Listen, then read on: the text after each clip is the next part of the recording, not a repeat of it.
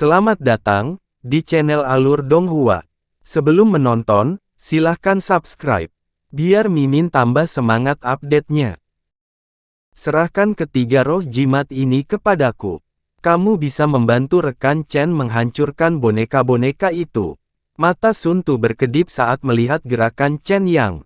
Saat suaranya jatuh, dia menerkam ke depan seperti sambaran petir. Pedang tulang di tangannya bersinar dengan cahaya hitam.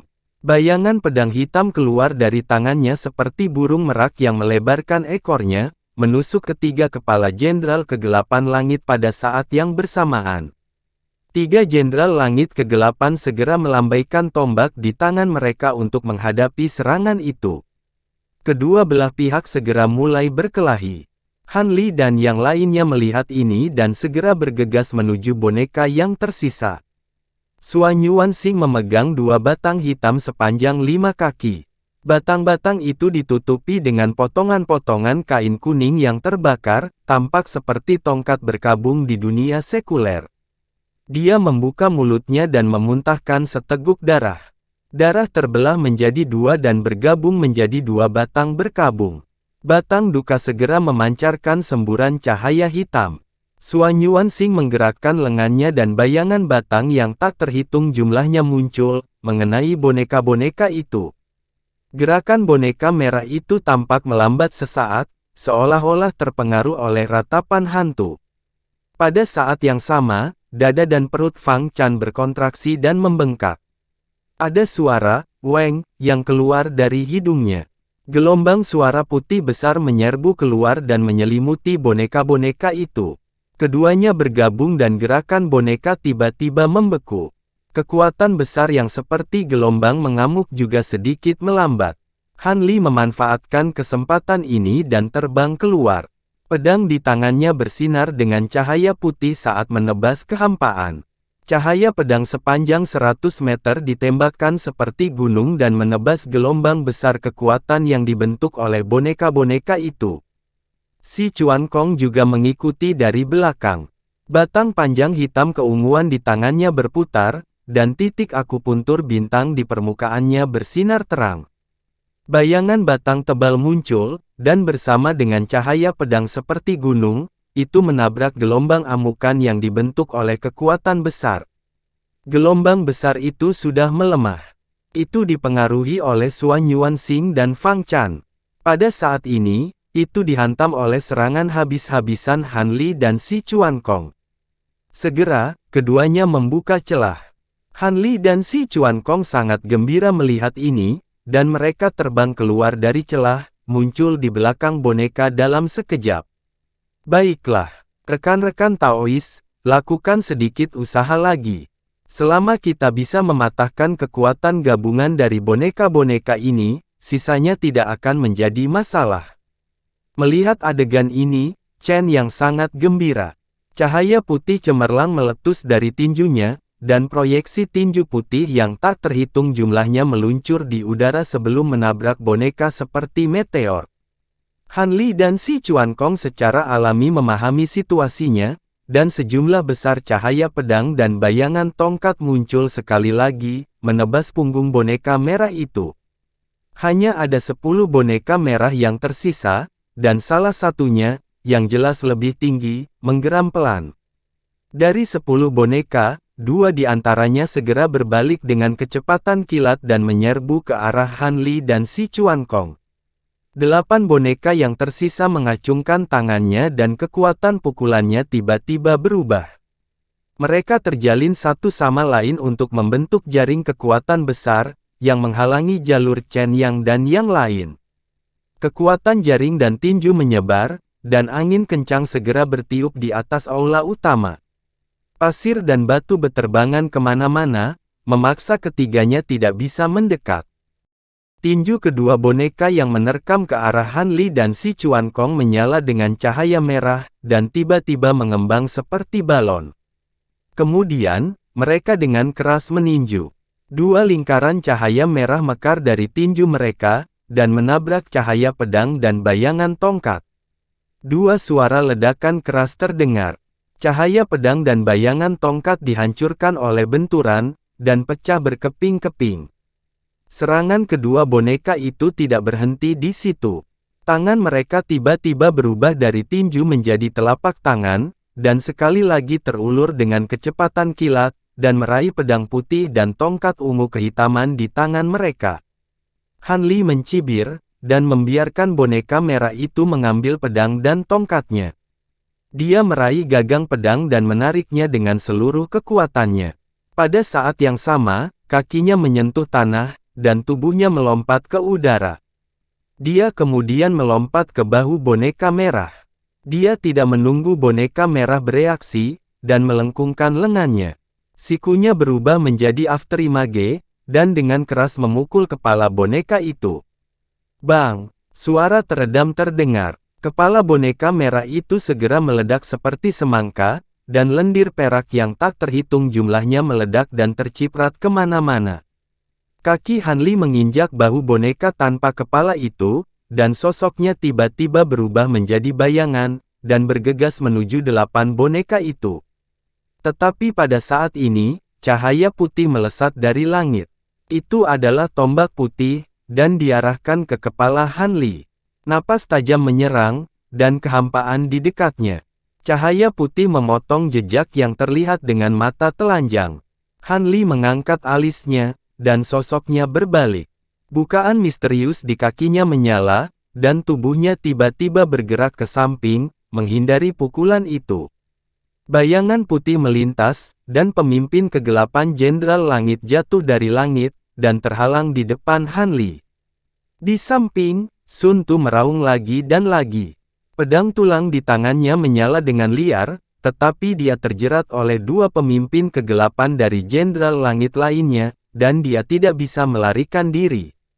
Bagus. Han Li menyeringai, dan sosoknya segera berubah menjadi bayangan. Dalam sekejap mata, dia berada di depan pemimpin kegelapan Jenderal Langit.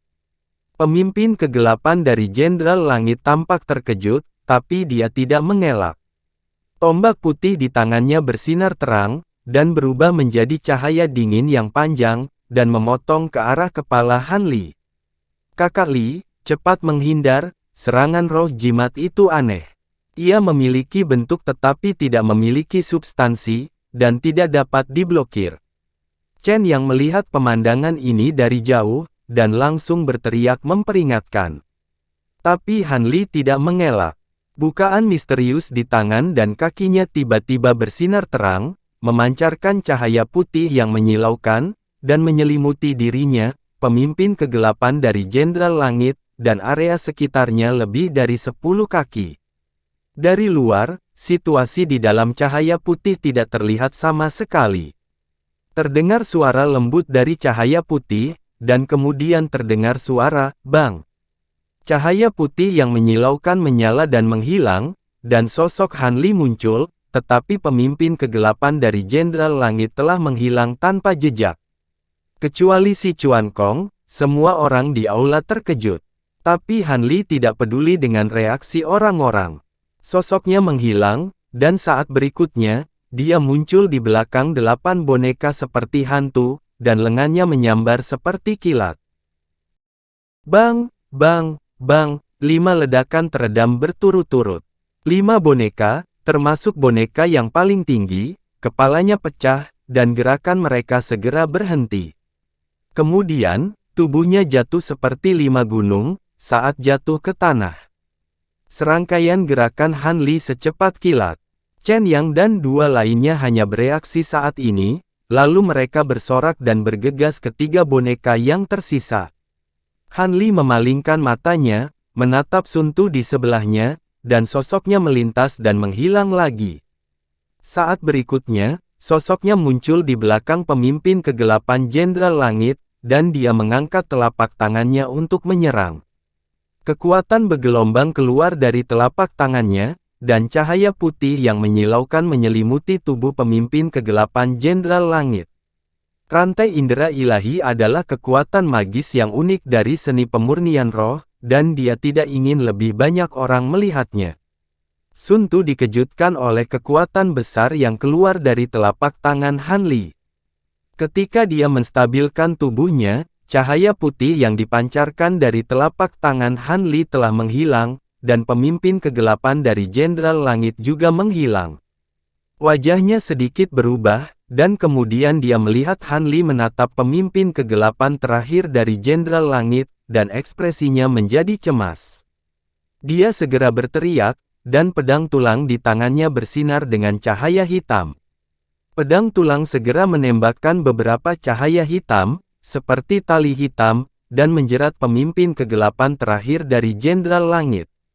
Raungan aneh datang dari tubuh Sun Tu, dan kemudian cahaya hitam berkabut tiba-tiba muncul dari pedang tulangnya, berubah menjadi bayangan binatang hitam kabur, membuka mulutnya, dan menelan pemimpin kegelapan Jenderal Langit. Bayangan binatang hitam segera menghilang, dan cahaya hitam berkabut pada pedang tulang hitam juga menghilang. Melihat pemandangan ini, Han Li mengangkat alisnya, tapi dia tidak mengatakan apapun. Pada saat ini, Chen Yang dan yang lainnya juga telah membunuh semua boneka yang tersisa, dan aula kembali damai. Semua orang saling memandang, dan untuk sementara, mereka tidak berbicara. Mungkin karena mereka telah mengungkapkan beberapa kartu trufnya, atau mungkin karena metode serangan destruktif Han Li membuat semua orang sedikit ketakutan, tetapi suasana di aula menjadi sedikit aneh. Hehe, dengan tambahan rekan Li, situasinya memang sangat berbeda, dan kita bisa segera menyingkirkan rintangan tersebut. Sun Tu adalah orang pertama yang memecah kesunyian, dan dia tersenyum. Dengan senyumannya, suasana di aula tiba-tiba menjadi rileks, dan orang-orang lainnya memandang Han Li dan Chen Yang. Kami kebetulan lewat, dan tidak menyangka akan bertemu kalian. Ini takdir. Han Li tersenyum saat berkata. Sun Tu melirik si Chuan Kong, lalu ke Chen Yang, dan berkata, jika saya ingat dengan benar, rekan Daois Si bersama Tuan Kota bukan? Rekan Daois Li tampaknya adalah kenalan lama dari rekan Daois Si. Hehe, ini cerita yang panjang. Omong-omong, rekan Li memang mengenal rekan Si, tapi sekarang kita semua berada di perahu yang sama, dan kita hanya punya satu tujuan, dan itu adalah menemukan apa yang kita inginkan di reruntuhan besar ini. Sebelum Han Li dapat berbicara, Chen yang berkata sambil tersenyum. Ngomong-ngomong, rekan Chen baru saja mengatakan bahwa ada harta karun yang luar biasa di altar ini, apakah kalian menemukan sesuatu? Han Li mendengar ini, dan berkata, rekan Xuan Yuan dan saya juga bertemu Tuan Kota Sun di pintu masuk altar ini secara kebetulan. Pada saat itu, kami merasa bahwa altar ini tidak terlihat sederhana, dan seharusnya ada harta karun yang besar di dalamnya, jadi kami memutuskan untuk bekerja sama dan datang dalam untuk mengeksplorasi. Namun, untuk apa sebenarnya yang ada di dalamnya, saya khawatir kita hanya bisa sampai pada kesimpulan setelah masuk lebih dalam. Chen yang memandang Sun Tu dan berkata, itu benar, sekarang rekan Li dan Chen yang telah bergabung dengan kami, bahkan jika kami menemui masalah, itu seharusnya tidak menjadi masalah.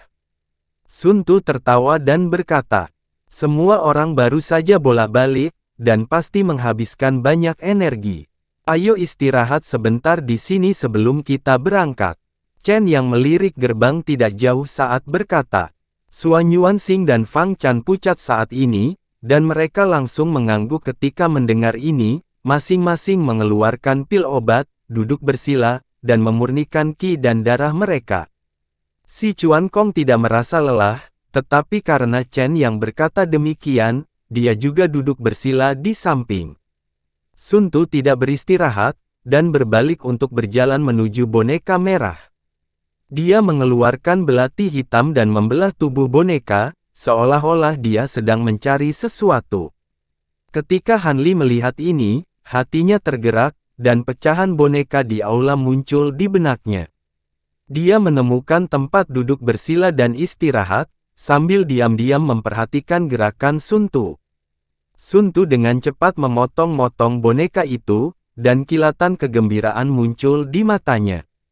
Dia mengeluarkan item dari dalam dan segera menyimpannya.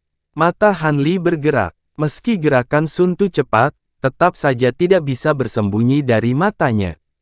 Sun Tu baru saja mengambil kristal putih dari tubuh boneka itu, hanya seukuran kacang, dan dia tidak tahu apa itu. Sun Tu dengan cepat berjalan ke boneka lainnya, memotong-motongnya satu persatu, dan menemukan kristal putih itu dan menyimpannya. Sekelompok orang beristirahat di aula selama sekitar setengah jam, lalu berangkat lagi, dan sampai di pintu batu biru jauh di dalam aula. Jika semua orang sudah siap, ayo masuk.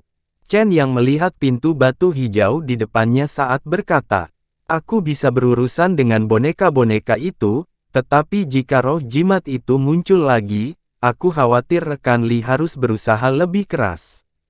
Sun Tu berkata kepada Han Li sambil tersenyum. Tuan Kota Sun, jangan khawatir, saya tidak akan menyia-nyiakan usaha. Han Li berkata. Sun Tu mengangguk lalu menatap Fang Chan yang ada di sampingnya. Fang Chan tidak mengatakan apa-apa dan maju selangkah. Dia mendorong membuka pintu kuil dan melompat ke dalamnya. Yang lain mengikuti di belakang dan masuk satu demi satu.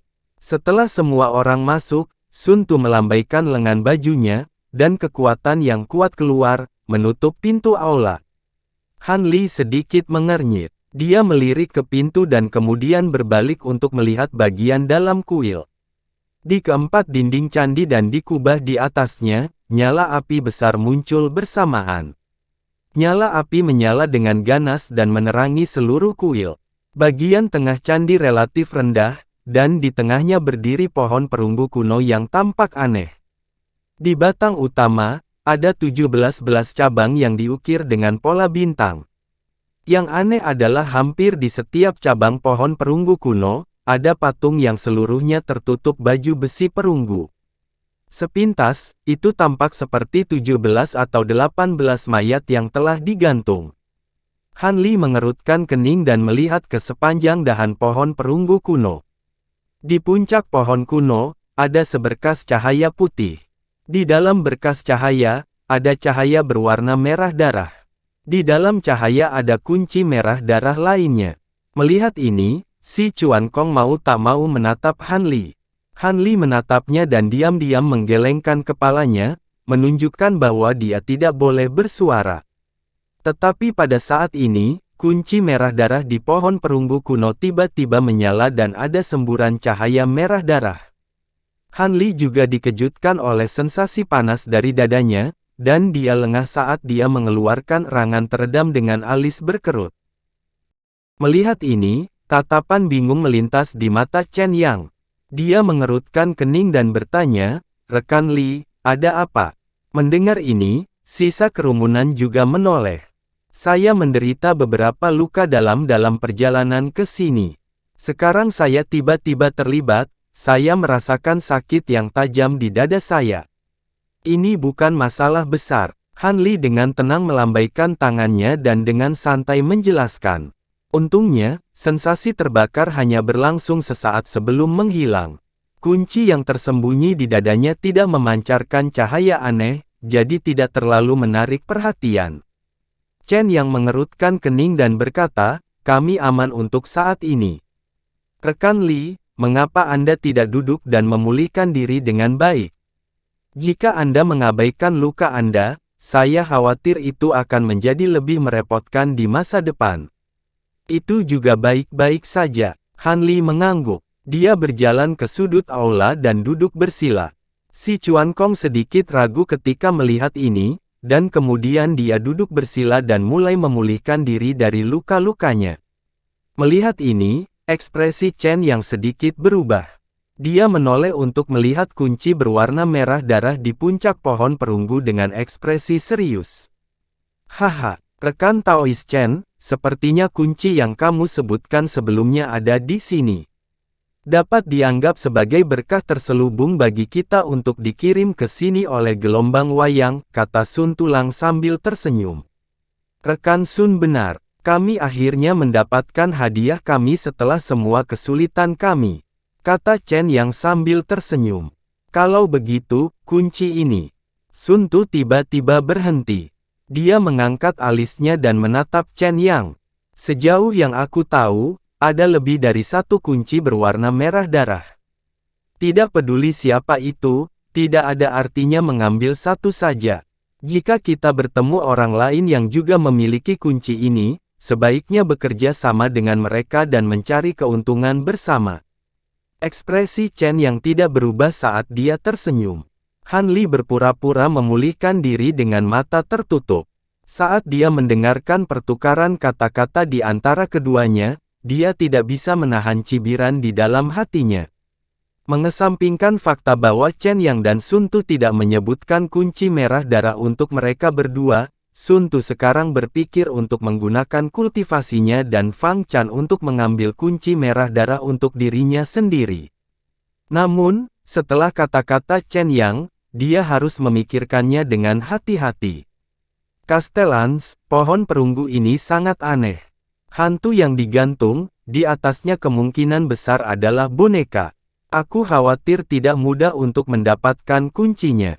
Pada saat ini, Suan Yuan Xing tiba-tiba berbicara. Rekan Suan Yuan benar. Mari kita bekerja sama untuk mendapatkan kunci berwarna merah darah terlebih dahulu. Sun Tu mengambil kesempatan untuk berbicara. Tidak ada waktu untuk disia-siakan. Ayo lakukan sekarang. Chen Yang mengangguk. Dengan itu, dia memimpin dan melompat ke arah pohon perunggu. Sun Tu mengerutkan kening dan menatap Fang Chan. Yang terakhir segera bergerak dan mengejarnya. Keduanya mendarat di cabang terendah dari pohon perunggu aneh, satu demi satu. Begitu mereka mendarat, Chen Yang menyadari ada yang tidak beres. Kekuatan isap yang kuat tiba-tiba muncul di bawah kakinya, dengan kuat menyedot tubuhnya ke dahan. Dia mencoba mengangkat kakinya untuk bergerak, tetapi gagal. Di sisi lain, Fang Chan berada dalam situasi yang sama. Tubuhnya terikat erat oleh pohon perunggu yang aneh. Pada saat ini, pola bintang di tubuh pohon perunggu menyala satu demi satu. Mereka berubah menjadi benang cahaya putih dan menyebar di sepanjang pohon. Han Li tertarik dengan keributan itu. Dia membuka matanya dan melihat ke atas. Dia melihat hantu yang digantung, yang tergantung di pohon perunggu yang aneh mulai bergoyang di udara satu demi satu. Tidak lama kemudian, mereka seperti buah matang, jatuh dari dahan satu per satu.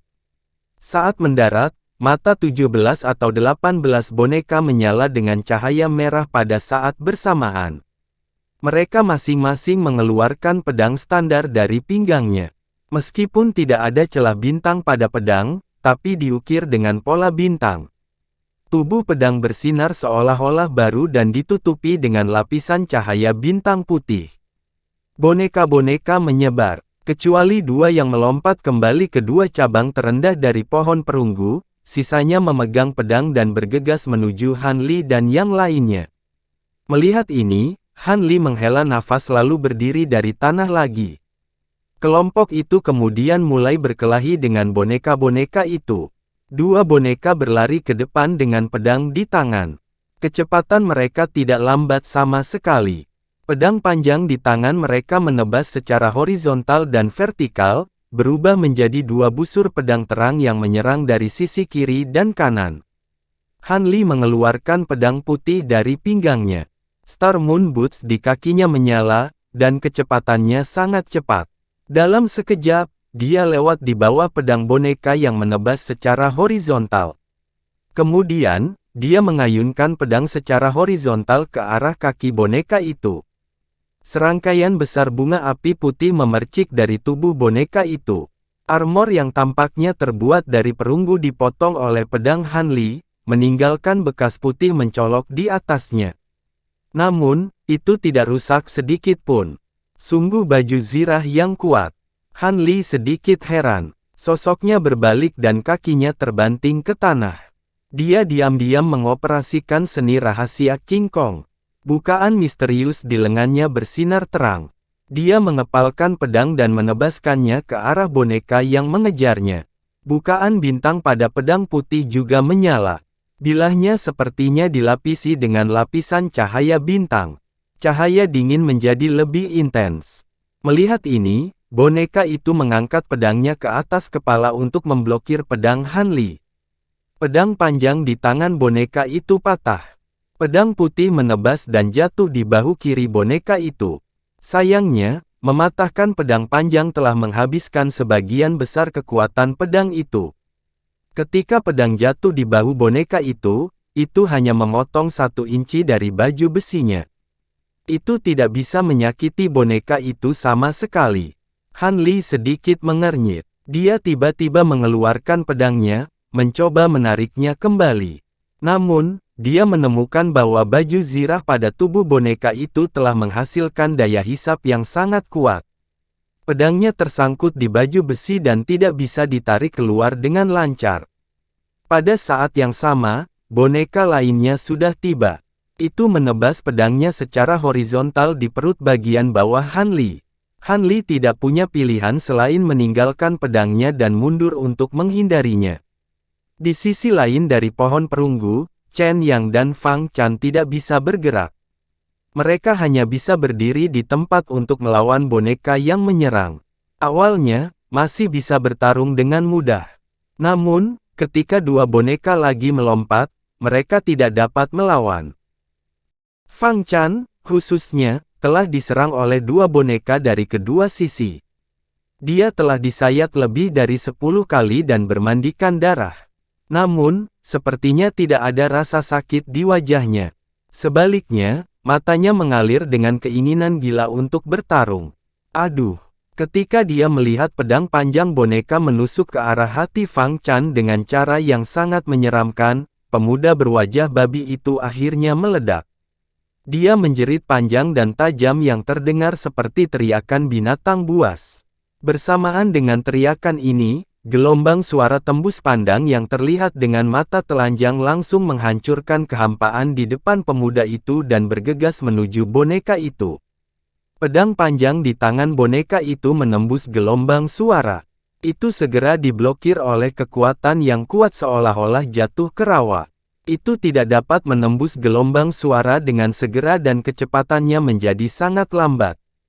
Pada saat yang sama, dahan pohon di bawah kakinya juga bergetar hebat.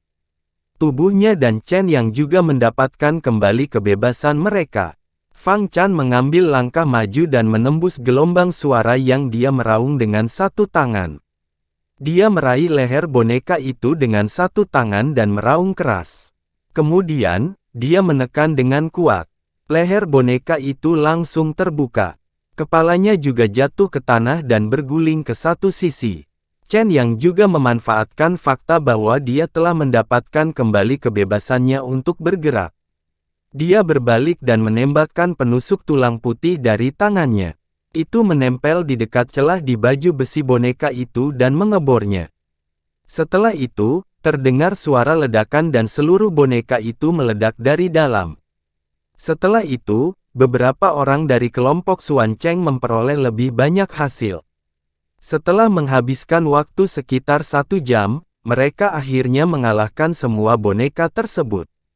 Di antara mereka, selain Fang Chan yang menderita lebih dari 10 luka ringan, hanya perut Xuan Yuanxing yang tertusuk pedang boneka. Sisanya hampir tidak terluka. Setelah Sun Tu memberi Fang Chan perawatan sederhana, dia berdiri dan berkata kepada Chen Yang, siapa yang akan mengambil kunci ini? Siapa yang akan menyimpannya?